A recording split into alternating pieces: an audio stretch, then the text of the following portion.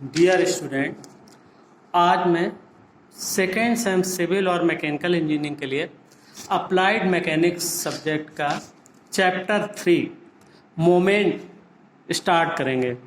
ठीक है, तो सबसे पहले हम ये देखते हैं व्हाट इज मोमेंट। मोमेंट कहते किसे हैं कि किसी निश्चित बिंदु या एक्सिस के परिता फोर्स द्वारा किसी बॉडी को घुमाने या घुमाने का प्रयास करने वाले इफेक्ट को उस फोर्स का उस पॉइंट या एक्सिस के अबाउट मोमेंट कहते हैं। कि मान लो कि कोई बॉडी है, ये मान लो यहाँ से हमने हिंज कर दी, तो ये मान लो कोई बिंदु O है। अब मान लो हमने यहाँ पर कोई फोर्स F लगाया, F न्यूटन फोर्स लगाया, तो ये क्या करेगा, इसको घुमाने की कोशिश करेगा, इस हिंज के सापेक्ष घुमाने की कोशिश करेगा।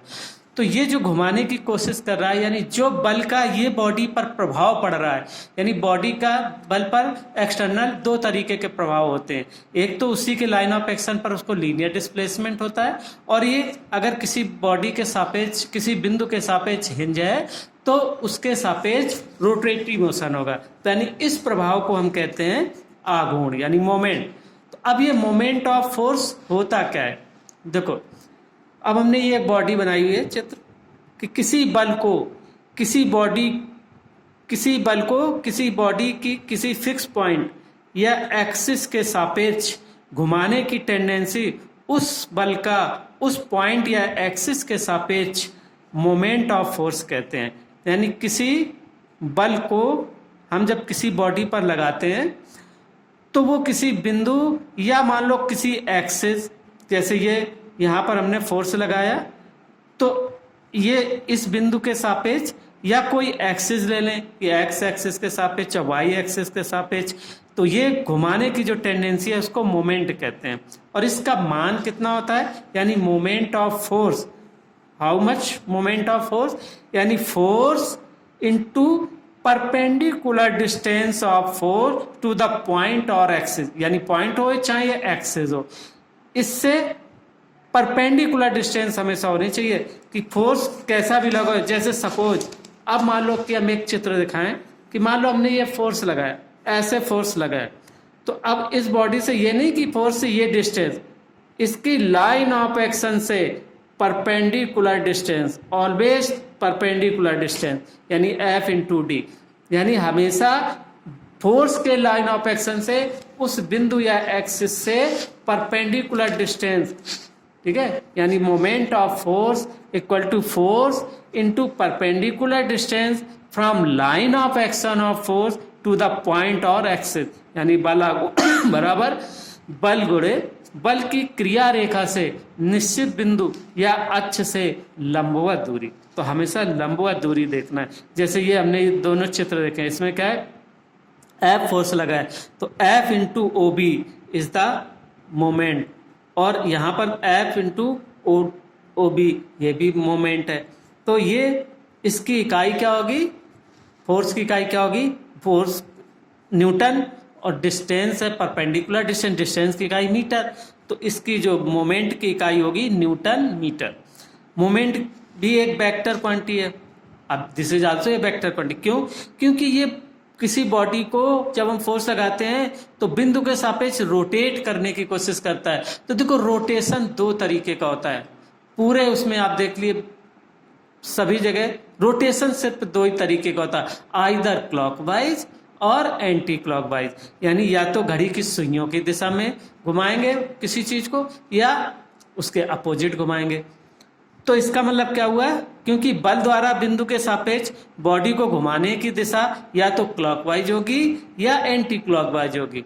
तो एंटी क्लॉकवाइज मोमेंट को हम यहाँ मैकेनिक्स में गणना के लिए ज़्यादातर ऑलमोस्ट पॉजिटिव लेते हैं, यानी anti clockwise moment is taken as positive and clockwise moment इस गणना में नेगेटिव लेते हैं। ठीक है, तो ये आपको मोमेंट और what is moment of force ये चीज़ समझ में आ गई। अब देखो हम इसको ज्योमेट्रिकली रिप्रेजेंट कैसे करेंगे, फोर्स को ज्योमेट्री कैसे रिप्रेजेंट करेंगे। देखो कि मान लो चित्र के अनुसार F फोर्स, ये F फोर्स था रेखा AB द्वारा ये लाइन सेगमेंट के द्वारा रिप्रेजेंट करते हैं, ए बी द्वारा मान एवं दिशा में पूर्णतः हमने रिप्रेजेंट किया है। अब हमें इस बल का किसी बिंदु ओ के सापेक्ष आघूर्ण लेना है, तो हमने बिंदु ओ से ए बी पर एक लंब डाला, क्योंकि हमें लंबवत दूरी चाहिए, ठीक है। तो ये लंब डाला, तो लंब डाला तो बल F का बिंदु O के सापेक्ष आघूर्ण क्या होगा, F इंटू ये परपेंडिकुलर डिस्टेंस OC, और F को हमने किससे रिप्रेजेंट किया है, AB वेक्टर के द्वारा। तो ये F को हम लिख सकते हैं AB इंटू OC। अब हमने इसको, तो इसका मतलब क्या हुआ कि moment about O equal to 2/2 into AB into OC, और 2 हमने बाहर ले लिया, तो AB into OC/2, what is AB into OC/2, इसका मतलब ये त्रिभुज ABO का ये बेस है AB, और ये ऊंचाई है, तो बेस इंटू ऊंचाई बटे तो क्या होता है, त्रिभुज का क्षेत्रफल। तो इसका मतलब क्या हुआ, 2 इंटू त्रिभुज 1/2 त्रिभुज का आधार इंटू त्रिभुज की ऊंचाई। तो किसी दिए हुए बल का किसी बिंदु के सापेक्ष आघूर्ण उस बिंदु को शीर्ष मान के, और जो दिया हुआ बल की लाइन है उसको आधार मान के अगर हम एक त्रिभुज बनाएं, यानी एक ट्रायंगल बनाएं, तो उस बल का उस बिंदु के सापेक्ष आघूर्ण उस त्रिभुज के क्षेत्रफल के दुगने के बराबर होगा, ठीक है भाई। अब देखो जैसे हमने फोर्स ऐसे लगाया है, ये भी AB रेखा द्वारा रिप्रेजेंट, इस O के सापेक्ष हमें लेना है, तो यहां से हम इस पे लंब डालेंगे और इसको शीर्ष मान के A और B को मिला देंगे, तो ये भी त्रिभुज बन गया। तो इसका भी फोर्स, इस फोर्स का इस O के सापेक्ष आघूर्ण भी होगा 2 इंटू त्रिभुज ABO का क्षेत्रफल।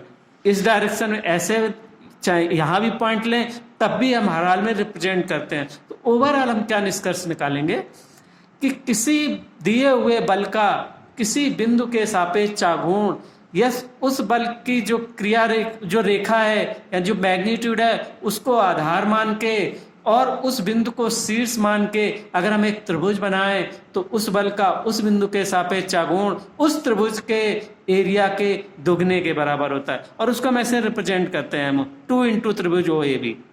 इसका मतलब अंडरस्टूड है कि 2 इंटू त्रिभुज OAB का मतलब 2 गुणे त्रिभुज OAB का क्षेत्रफल, ठीक है, AOB का क्षेत्रफल। तो ये हम इसको मोमेंट को ग्राफिकली रिप्रेजेंट करते हैं, मोमेंट को ग्राफिकली ऐसे ही रिप्रेजेंट किया जाता है।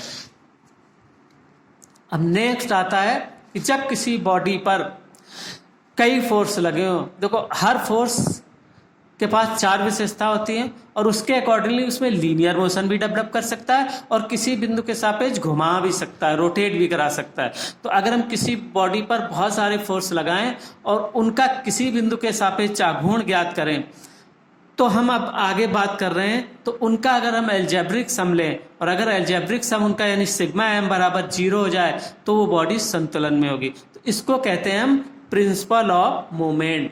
यानी प्रिंसिपल ऑफ मूवमेंट क्या होता है कि यदि किसी बॉडी पर लगने वाले विभिन्न फोर्सेस का किसी बिंदु या एक्सिस के सापेक्ष आघूर्णों का बीजगणितीय योग 0 हो तो वह बॉडी इक्विलिब्रियम में होगी।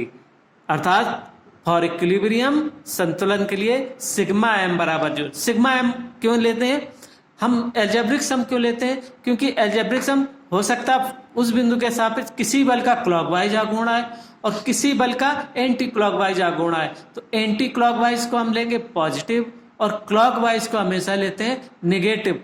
तो इसका मतलब क्या हुआ, अगर उस बिंदु के सापेक्ष सभी क्लॉकवाइज आघूर्ण और एंटी क्लॉकवाइज आघूर्णों का योग जो है तो उसको कहते हैं सिग्मा m, यानी बीजगणितीय योग 0 हो तो बॉडी इक्विलिब्रियम में होगी, यानी इसमें कोई रोटेटिव मोशन नहीं होगा।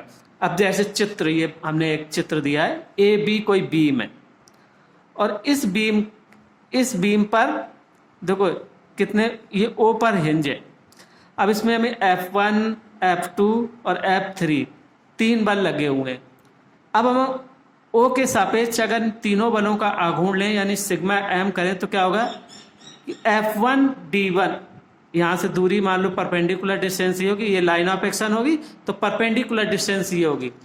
तो F1 इंटू D1 इसका डायरेक्शन क्या होगा, ये इसको ऐसे पलटने की कोशिश करेगा। ऐसे का मतलब क्या हुआ, एंटी क्लॉकवाइज।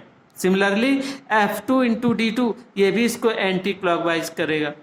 लेकिन F3 इस इंटू D3 ये इस बिंदु के सापेक्ष उसको ऐसे बेंड करने की कोशिश करेगा।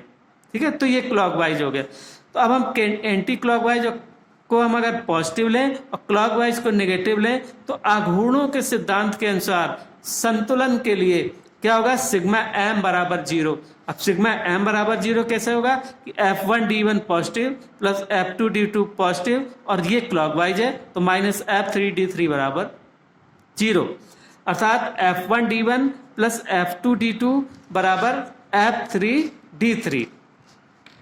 तो इसका मतलब क्या हुआ, हम आघूर्णों का सिद्धांत ये भी कह सकते हैं कि सभी anti clockwise moment equal to all clockwise moment का योग। सभी एंटी क्लॉकवाइज आघूर्णों का योग बराबर सभी क्लॉकवाइज आघूर्णों के योग के बराबर। इसी को आघूर्ण का सिद्धांत कहते हैं। अर्थात आघूर्ण के सिद्धांत के अनुसार किसी बॉडी पर लगने वाले विभिन्न बलों को किसी बिंदु के सापेक्ष एंटी क्लॉकवाइज आघूर्णों का योग उसी बिंदु के सापेक्ष क्लॉकवाइज आघूर्णों के योग के बराबर हो तो बॉडी इक्विलिब्रियम में होगी, अर्थात संतुलन में होगी। तो अगर इस तरीके का सिर्फ इतना प्रिंसिपल ऑफ मोमेंट ये 5 नंबर में पूछा जाए तो ऐसे चित्र बना के और ऐसे हमें डिटेल समझाना हो जिससे कुछ भरा सा भी लगे।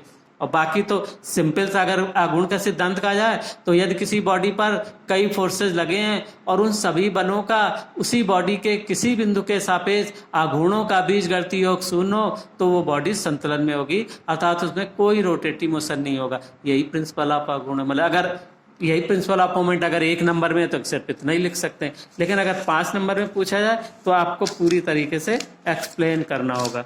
ओके,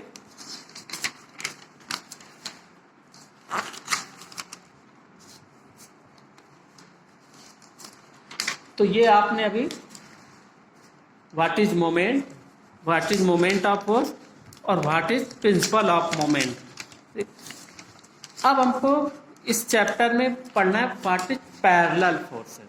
अब देखो पैरेलल फोर्सेस अभी फर्स्ट चैप्टर में हमने बताया था सिस्टम ऑफ पैरेलल फोर्सेस। तो जब किसी बॉडी पर इस प्रकार फोर्स लगे हो कि उनकी लाइन ऑफ एक्शन कभी ना मिले, यानी वो कब पॉसिबल है, जबकि लाइन ऑफ एक्शन पैरेलल हो, यानी पैरेलल फोर्स लगे हो। अब पैरेलल फोर्स में भी 2 तरीके होते हैं, यानी पैरेलल फोर्स कहते हैं किसे हैं, किसी बॉडी पर लगने वाले बलों का ऐसा सिस्टम जिसमें बलों की क्रिया रेखाएं आपस में समांतर हो, पैरेलल फोर्स कहलाते हैं। ठीक है, और ये 2 तरीके के होते हैं, एक होता है लाइक पैरेलल फोर्सेस और दूसरा होता है अनलाइक पैरेलल फोर्सेस। तो लाइक पैरेलल फोर्सेस के हमें प्रॉपर्टी समझनी है और अनलाइक पैरेलल फोर्सेस की भी प्रॉपर्टी समझनी है। तो मान लो किसी बॉडी पर 2 लाइक पैरेलल फोर्सेस लगे। लाइक क्या होते हैं कि पैरेलल तो हैं लेकिन उनकी दिशाएं भी एक ही हैं। तो P जिस डायरेक्शन में है उसी डायरेक्शन में Q भी कार्य कर रहा है, तो these are called the like parallel forces. तो लाइक पैरेलल फोर्सेस की देखो पहली प्रॉपर्टी ये होती है कि लाइक पैरेलल फोर्सेस का परिणामी बलों के योग के बराबर होता है। अर्थात अगर हम इसका रिजल्टेंट निकालें P और Q का तो ये R equal to P plus Q, यानी दोनों के योग के बराबर होगा। और क्या होता है कि ये जो पैरेलल फोर्सेज हैं इनका जो परिणामी है इसकी दिशा वही होती है जो बलों की दिशा है, क्योंकि देखो इस डायरेक्शन में P भी लग रहा है और इसी डायरेक्शन में Q भी लग रहा है, तो दोनों का कंबाइंड इफेक्ट भी इसी डायरेक्शन में होगा। तो R बराबर P प्लस Q, और जिस दिशा में बल लग रहे हैं उसी दिशा में परिणामी की दिशा होगी, यानी जो डायरेक्शन होगी रिजल्टेंट की वो भी उसी डायरेक्शन में होगी। रिजल्टेंट का क्रिया बिंदु यानी point of application, what is point of application, जिसमें कि वो कार्य कर रहा है जिस बिंदु पर।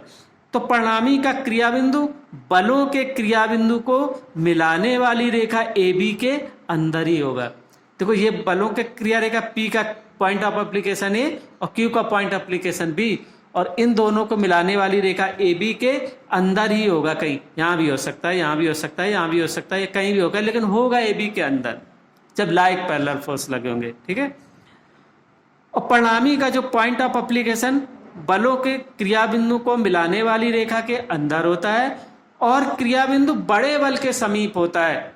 अगर ये बल ज़्यादा है तो इसका जो पॉइंट होगा इसी के समीप होगा, इसके समीप नहीं होगा। निश्चित है कि जब फोर्स ज़्यादा लग रहा होगा तो उसी डायरेक्शन को बॉडी ज़्यादा आगे को जाएगी, या जो भी डिस्प्लेसमेंट होगा उसी के डायरेक्शन में ज़्यादा होगा। तो निश्चित परिणामी कहाँ पर होगा?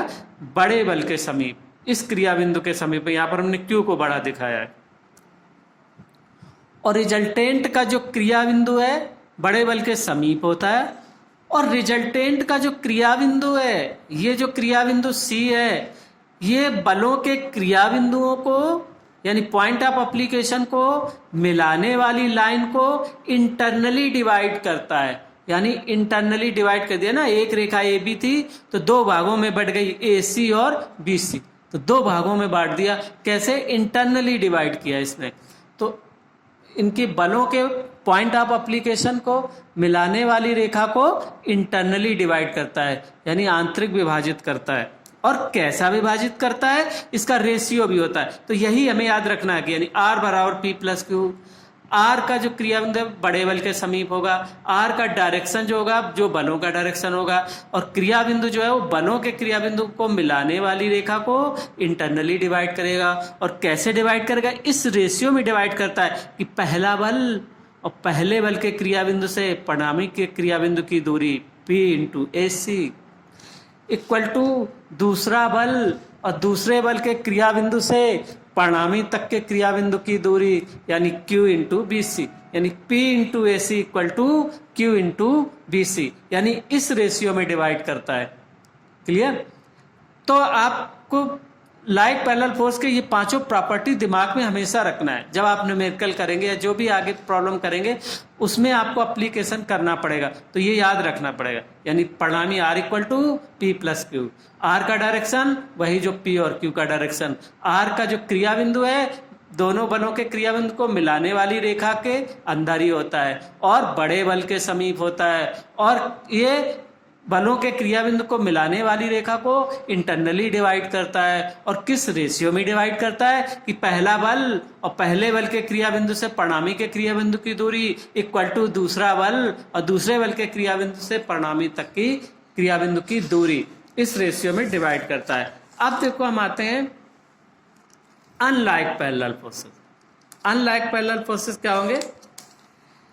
अनलाइक पैरेलल फोर्सेस कि जब किसी सिस्टम में ऐसे फोर्स कार्य कर रहे हो कि जिनकी क्रिया रेखा कभी ना मिले यानी पैरेलल है, लेकिन उनकी दिशा अलग अलग हो, तो वो कहलाते हैं, वो क्या कहलाते हैं? Unlike parallel forces. अब देखो अनलाइक पैरेलल फोर्सेस में क्या होता है? अनलाइक पैरेलल फोर्सेस का परिणामी बलों के डिफरेंस के बराबर होता है। और डिफरेंस कैसा होगा? कि जो बल बड़ा होगा उससे छोटा घटेगा। यानी ये क्या होगा कि इसमें क्या होगा? R equal to P minus Q और Q माइनस P। अगर Q बड़ा होगा तो देखो चित्र भी बदल जाएगा परिणामी का जो क्रिया रेखा है। तो परिणामी की जो डायरेक्शन होगी, अब इसमें डायरेक्शन वो होगी जो बड़े बल की डायरेक्शन होगी। जैसे इस चित्र में आप देख रहे हैं Q छोटा है, P बड़ा है, तो परिणामी की दिशा जो होगी P की डायरेक्शन में होगी। इस वाले चित्र में क्या है? Q, इस वाले चित्र में क्या है? Q बड़ा लिया है, Q बड़ा है, P छोटा है, तो परिणामी जो R है ये नीचे की ओर काम करेगा, Q की डायरेक्शन में काम करेगा। अब इसमें एक और चीज है, देखो इसका जो पॉइंट ऑफ एप्लीकेशन है वो बड़े बल के समीप होता है, वो तो लाइक में भी ऐसे ही होता था। लेकिन अनलाइक में एक चीज और है कि जो क्रिया बिंदु है किसका? परिणामी का, यानी रिजल्टेंट का जो क्रिया बिंदु है वो बलों के क्रिया बिंदु को मिलाने वाली रेखा को एक्सटर्नली डिवाइड करता है। यानी अब ये एक रेखा ए बी थी तो अब ये हो गई ए बी और ए सी, यानी एक्सटर्नली डिवाइड हो गई दो भागों में। ठीक है, उसमें इंटरनली डिवाइड करता था, यानी परिणामी का क्रिया बिंदु दोनों बलों के क्रिया बिंदु को मिलाने वाली रेखा के अंदर होता था लाइक में, लेकिन अनलाइक में क्या होता है? बाहर होता है और हमेशा बड़े बल के समीप होता है। तो देखो हमने इसमें P लिया है तो ये बड़े बल की तरफ है, और अगर Q बड़ा लिया है तो देखो ये बड़े बल की तरफ यानी Q की तरफ हो गया। ठीक है, और इसमें तो अब इसमें यही हो गया, क्योंकि लाइक में क्या था कि जो परिणामी का क्रिया बिंदु बलों के क्रिया बिंदु को मिलाने वाली रेखा को इंटरनली डिवाइड करता है। यहाँ पर क्या होता है कि परिणामी का क्रिया बिंदु बलों के क्रिया बिंदु को मिलाने वाली रेखा को एक्सटर्नली डिवाइड करता, और डिवाइड उसी रेशियो में करता। कैसे कि पहला बल और पहले बल के क्रिया बिंदु से परिणामी के क्रिया बिंदु की दूरी AC इक्वल टू दूसरा बल और दूसरे बल के क्रिया बिंदु से परिणामी के क्रिया बिंदु तक की दूरी BC। ठीक है, अब डिस्टेंस ज्यादा होगी तो P इंटू AC बराबर Q इंटू BC। अब देखो भाई, इसमें भी ऐसे ही होगा। यहां पर क्या होगा, P इंटू AC, अब इसमें AC बड़ा हो जाएगा, और into Q into BC, BC छोटा, क्योंकि ये Q के समीप है। जो बल बड़ा होगा उसके ही समीप होगा, यानी परिणामी का जो क्रिया बिंदु है बड़े बल के क्रिया बिंदु के समीप होता है, और परिणामी का जो क्रिया बिंदु है वो बलों के क्रिया बिंदु को मिलाने वाली रेखा को बाह्यता विभाजित करता है।